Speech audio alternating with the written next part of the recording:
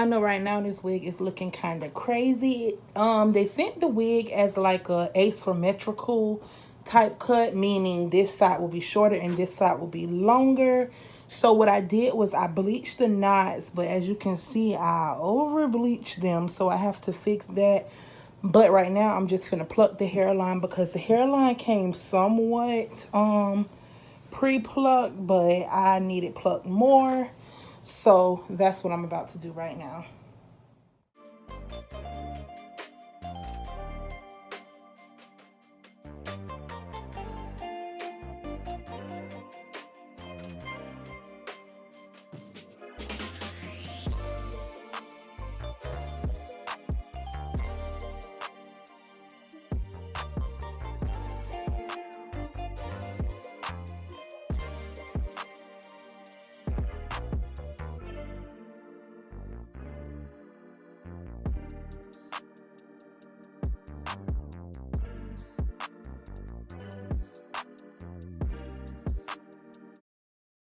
Alright, so first things first, before doing your hair or anybody else's hair, you want to clean off the area with alcohol before applying the lace, just so you can make sure the lace has something to stick to, and you want to get all the oils or makeup or residue off of their hairline.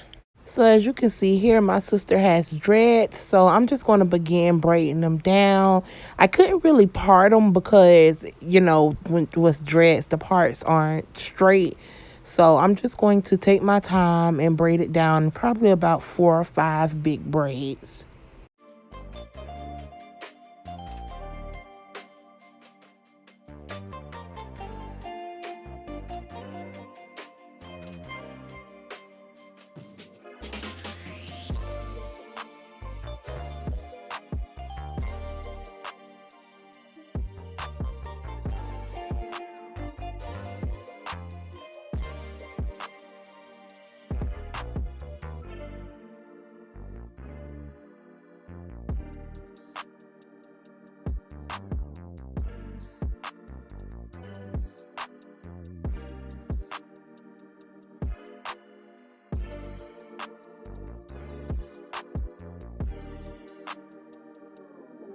Now what I'm doing is just taking some got-to-be glue and pushing back her edges, so when I put the cap on, I don't worry about having to get the real ghost bond glue on her edges. So just mold the hair back.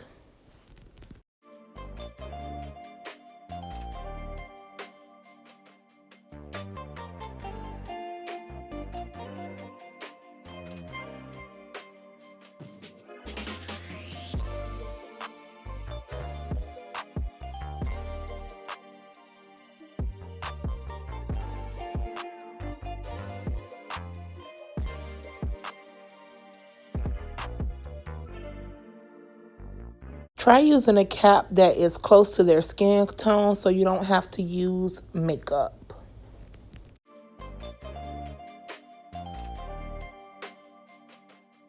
So here's the wig we'll be working with. It was a 13x6 bob wig, 12 inches, and it comes from Eayon Hair. I'm showing you guys that it has this really cool part that like be on the bra part, and you can just like snap it to adjust how tight you want it, or if you don't want it, you don't have to put it. But my sister has a small head, so we're definitely going to be using that. So now we're going to get to the fun part, doing the wig, creating a look, because when I washed the wig and I plucked the wig, it just looked a mess. So now you're going to see me transform the wig.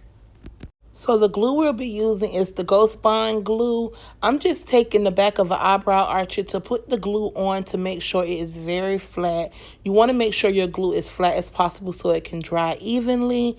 I'm going to do about 2 layers and let it dry completely, and then you guys will see me putting the lace down.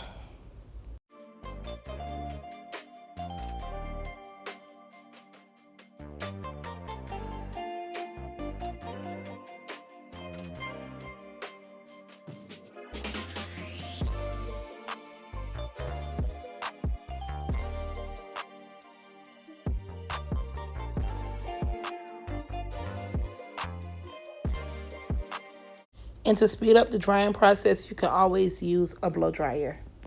So everything didn't dry, and that's because it wasn't flat enough. So I'm just going to go back in a little bit later and fix that. Now I'm just taking section by section and beginning to lay the lace down. You want to have a rat tail comb during this process, because as you lay the lace down, you want to comb the glue into the hair so the lace can look seamless. So that's all I'm doing right now. And don't be scared to ask your client or whoever you're using for help, because you will need their help holding certain parts, doing certain parts. So that's what I'm doing here, just having her hold the ear tabs while I comb the glue into the hair.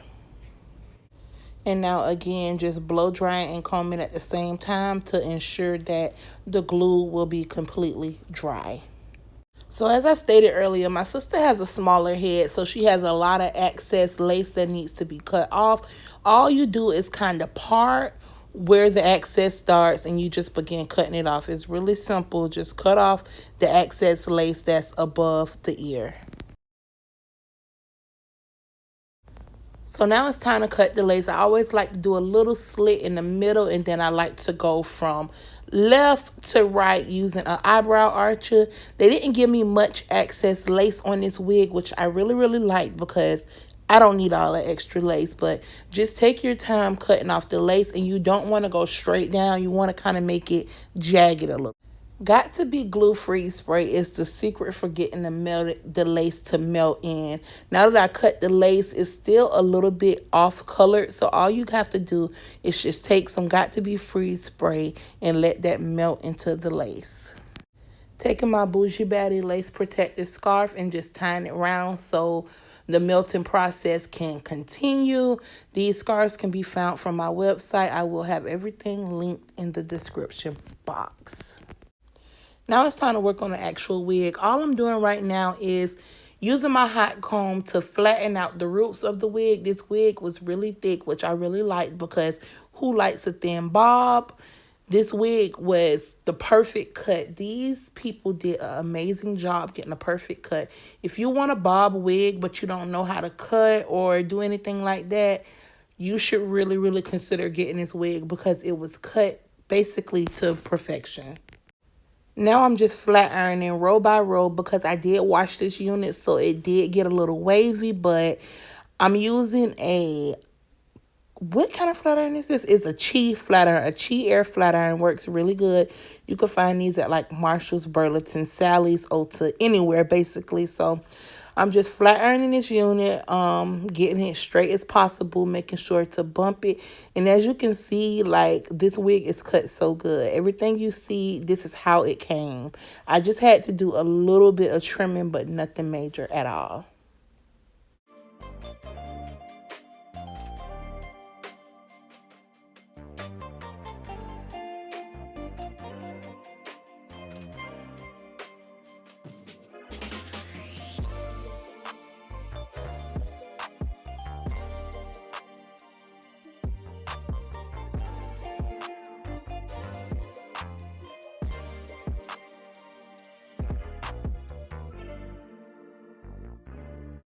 Now that the wig is flat iron, you can see the true asymmetrical look. This wig looks so good. I would highly recommend this wig because it looks good. This wig was put on maybe about 2 weeks ago, and she's still wearing it. Now it's time to take the scarf off. You just unravel it, take it off. It was a little bit of glue residue, so all you do is just take some alcohol and get that up.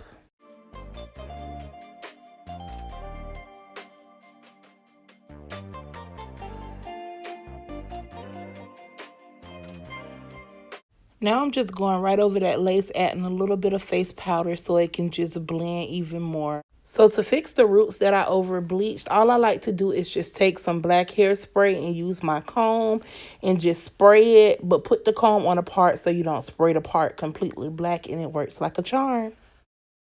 Alright, so here is the final look using this Eayon wig. I hope you guys really enjoyed this transformation. My sister really enjoyed her hair. She really liked it. I hope you did too. Make sure you like, share, and subscribe. And I'll see you guys in my next video.